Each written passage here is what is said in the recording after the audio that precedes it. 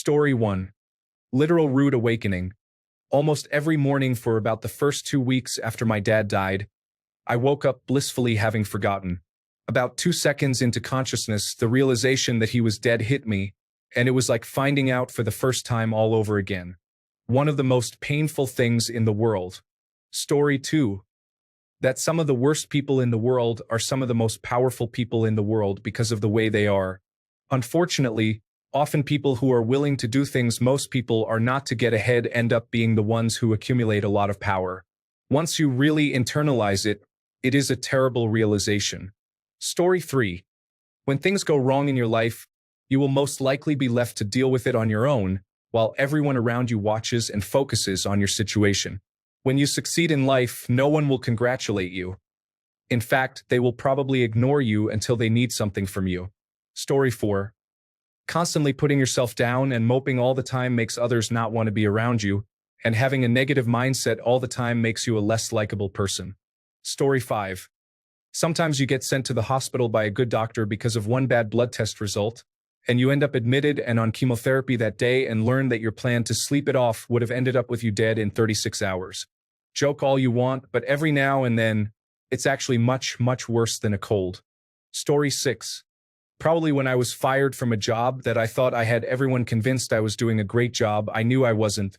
When I was fired, I knew they knew. It was humiliating and humbling. I learned a lot from that. Story 7. People you love will die, and once they are gone for good. As desperately as you wish you had 5 more minutes to say your goodbyes, you will never get them. So, make sure your loved ones know you love them now. Story 8. Taking a picture of someone I loved for it to end up being their obituary photo. It haunts me knowing that any photo I take could be someone else's as well or mine. Life felt so much more fragile and uncertain after that. Story 9. Just because you have been with someone for well over a decade does not mean it is going to or has to work out. I will not be able to buy or afford a single-family detached house where I live. Story 10. You do not deserve good things because you are a good person. The world is not a meritocracy, but it sure does benefit the system if you keep thinking that. Story 11. I had the coolest, easiest boss who always praised me about how good I was doing. He left, and the next boss told me exactly how I was coasting and not putting in effort. She was right, and my career took off after adjusting. Story 12. Just because they are family or friends doesn't mean they are good people or worth worrying about when they show you they don't care or love you. That energy constantly trying to get their love or approval is better spent on the people who do care. It's okay to cut people out of your life, especially if they constantly hurt you. Story 13. You can put all your mind and energy into caring for someone and doing everything you can to keep them alive, but sometimes the disease is just too strong. My husband did all the things, went through all the treatments. I learned everything I could, researched, listened to the doctors, and took notes. They said leukemia isn't a death sentence, you're just going to have a very difficult year. 10 months later, and he's gone and I'm having nightmares that there was more I could do, when in reality there just wasn't. Story 14. 22 years with the same company.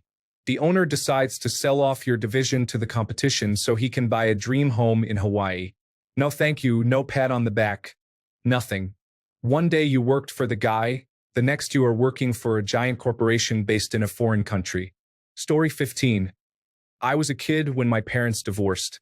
My father moved halfway across the country and I rarely saw him. One day he called and asked if I was free for a visit that day. What a surprise. Well, it turned out he had been in town for 2 weeks and was just getting around to visiting me before he left the next day. He was such a jerk. Story 16. You could have a brain aneurysm with 0 symptoms. Any day it could rupture and kill you from significant blood loss. It happened to my mom's friend right in front of her. The seemingly perfectly healthy woman died at 40 without warning during a work trip and while having drinks with her friends. 1 second she was laughing, the next second she was on the ground. She never woke up again. My poor mom was the one who had to call her husband and kids. Story 17. Learning that forgiveness is more about finding peace within myself than waiting for someone else to change or apologize. Sometimes the closure I needed came from letting go, not holding on. Story 18. The serial killer Richard Chase would try random houses to break into. If the door was unlocked, he saw it as being an invitation. If it was locked, he saw it as a sign that he was unwelcome. Story 19. You can live with someone for 6 years, spend tons of time with them, think you know everything about them and every one of their deepest, darkest secrets, and still be surprised by something you had no idea was literally right in front of you. Story 20. It is not what you know, it really is who you know. You can be the most incompetent know-nothing and not only get the job but keep it because of your connection to the right people. It really sucks, but it is a fact nonetheless. Story 21. That when you go to court, it does not matter how much you are in the right. It is all about what is documented. If someone hurts or threatens you, call the police each and every single time. You will only have a few short minutes to prove your case. If you lack evidence, then the court cannot side with you, even if they believe you. Story 22. That drug dealers weren't just cartoonish gangsters in trench coats who stood at corners waiting for impressionable children to walk by. When I was young, I had anger issues and lashed out at the collective bullying I received. Then one day went too far and had to go to a therapy-based school. I was basically a sheltered kid who had no idea that the hot goth girl and the seemingly jockish boy regularly smoked and sold pot. It was absolutely jarring. Edit for clarity. Until that point, I genuinely thought drug dealers and drug users were exclusively creepy old white men. Drug abuse resistance education did not prepare me. Story 23. No one cares how you are doing. I mean, yes, they care, but it's like I care about the weather. Everyone else is dealing with their own existential crisis. You need to rely on yourself to live. There's no hero. There is no God coming to save you. Any bit of magic you thought existed in the universe is snuffed out forever. That's why it's so critical you treat people kindly. We are all adrift. Story 24. It doesn't matter how loving and supportive you are, or how much someone promised they would stay. People will still leave you when something better comes along. Story 25. How fast time passes. I was 18 and graduating high school with the whole world and my dreams before me.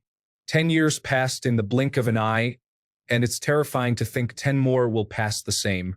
Story 26. I've had a near-death experience, and that was a rude awakening and an existential crisis. There will be a day when I experience that again, and it will truly mean poof, done, gone.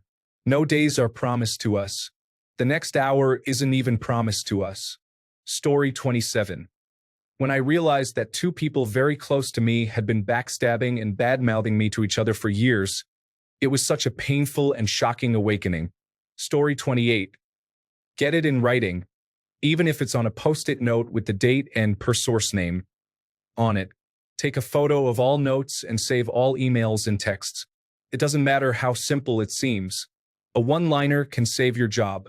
Also, don't write and sign pass-down notes dictated by someone else. If they call because they forgot to document something, write per phone call from source name, exact time. The simplest things can mess you up the worst down the road. Always get it in writing. Story 29. I spent a decade in the military, having joined after the September 11th attacks during the worst of the fighting. I gave this country my youth and health and asked for little in return other than what was contracted. I volunteered for deployments every chance I got and am a veteran of the global war on terrorism. I joined out of duty, vengeance, and patriotism. This weekend, the American electorate reaffirmed time and again throughout my life who they really are. Despite my heart telling me it was so my whole life, I chose to focus on our better natures. I threw my medals and uniform in the trash last week. You've had your chances to act worthy of those who believed in you. Happy Suckers and Losers Day. Story 30. A literal awakening from sleeping. I was about 4 or 5. I'm autistic and couldn't communicate. I went to my dad's room to let him know I wasn't feeling well. I projectile vomited all over him, the walls, the bed, the ceiling, and it covered the room. He woke up covered in vomit and was upset I didn't go to the bathroom. He had to shower, clean himself, and then his entire room. I was a sick kid. Apparently, I was allergic to medication the doctor gave me the previous day. Neither of us got any sleep that night. I was too busy crying and profusely apologizing to my dad. He stayed up comforting me and cleaning up. He had no one else to help or take care of me. Story 31. If you ever heard violence never solves anything, sadly, there are times it's the last resort. There were times in my life I came close to resorting to violence as the only answer. Many bullies would get the hint. I'm a millennial born to baby boomers, by the way. Growing up, if a bully crossed the line, you had to fight fire with fire. Most of the time, society would understand that someone has to face the results of their actions. It's like one of Newton's laws of motion. When my parents were children, growing up in Massachusetts, Mom, and Puerto Rico, Dad, it was common for two parties to fight, and sometimes a teacher would just watch because it was clear who started. The one who started got worse than the target, who often was warned or just left alone. There were even codes of honor, meaning they had to choose a spot and time to fight. Yes, they had rules on fighting, like what was allowed and where was acceptable. Sadly, these days, most choose cyberspace to get around this, which can be a disaster. At least there are cyber police now, but there's no promise they would bother. That's what I remembered growing up. You had to show up for a duel. You couldn't just hide behind a computer. Even the nerds were bolder than the bullies. However, we decided on breakdancing most of the time because if you were a better dancer, you could throw a punch harder. Story 32. My stepmother told me out of nowhere not to expect an inheritance from my father because they planned on spending all the money. I never mentioned anything about an inheritance and never really thought much about it because my father was only about 60 at the time and I want my father to live forever. It was shocking because it really made me realize how evil and phony she is and how she has ruined my brothers and my relationship with our father. I told my father she said it, and she completely denied it. Story 33. You can try your hardest to be a good person, but it is all for nothing when there are millions of people who operate on nothing but spite, ultimately canceling you out. Story 34. I realized how emotional it is to lose your parents.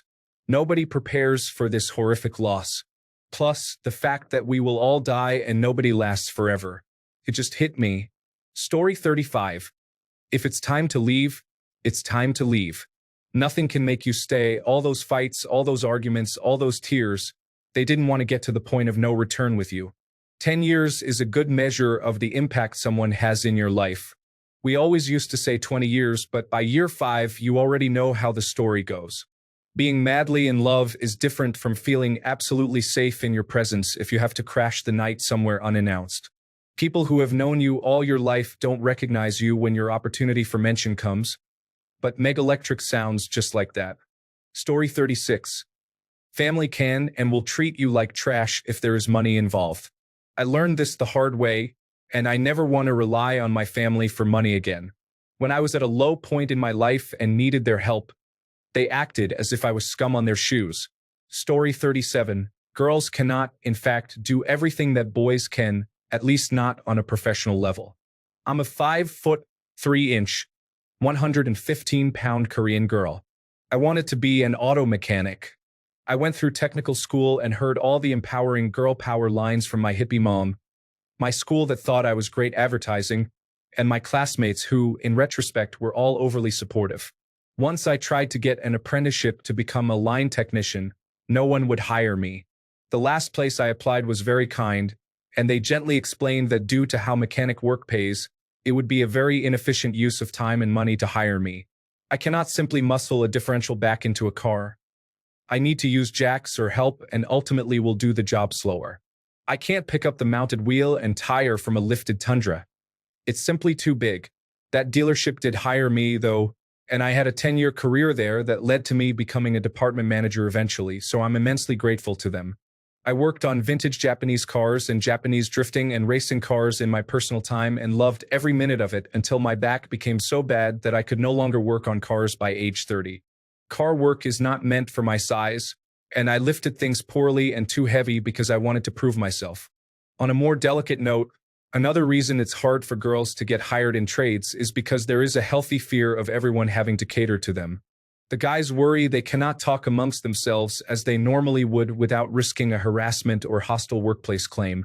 Women who want to work in trades need to understand that men talk a certain way amongst themselves. It's not right for a single woman to force that dynamic to change. It makes many people uncomfortable and unhappy for the sake of one person. I'm quite tomboyish and nothing offends me. I was raised by a very conservative father, so over time, my friends and coworkers came to trust that I would neither be offended by guy talk nor report what they say. That doesn't mean I don't have personal boundaries or agree with everything they say, but I'm not someone who reports on others. Hopefully, other women can either succeed where I didn't or have this realization before investing in trade school like I did. Story 38. Unless you make someone valuable, you don't mean anything to them. So you lend yourself to a degree of exploitation with hopes that you're appreciated.